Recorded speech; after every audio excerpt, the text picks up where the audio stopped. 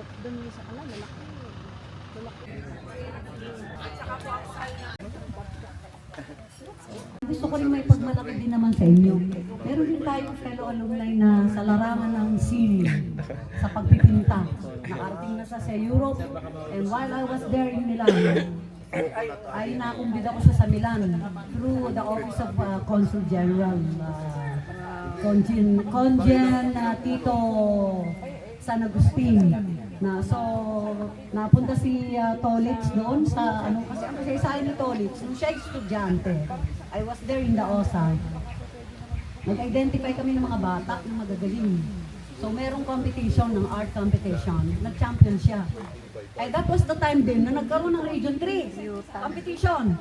Sabi ko, Tolitz, lalaban ka. Sige ma'am. First try, nag-champion na. Wala pang regulasyon na pag nag-champion na, hindi ka nalalaban. Hindi. Siyang nilaban namin sa CLSU, lagi siyang champion ng champion. Yan, si Tolitz. Dito si Governmental Education pala ang Tolitz. Okay. So, siya ay kilalang-kilala na rin sapagkat siya na-interview na rin katulad ni June. Nila Jessica Soho, sa ABS-CBN, sa radyo. At itong si Tolitz naman, lahat ng konsulato ng Europe, I think, kilalang-kilala na si Tolitz. Dahil siya ay on and off, papunta ng Europe, Australia, and so on and so forth.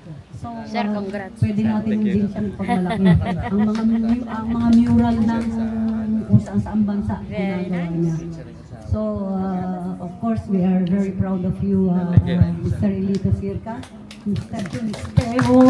Wow, ang ganda ng ating mga alumni. Good to see the famous Amang Pintor and the very creative artist in the Philippines. Yeah, thank you. Number one is all over the world that I know of. And all you do is click Amang Pintor, Google him, it's right there.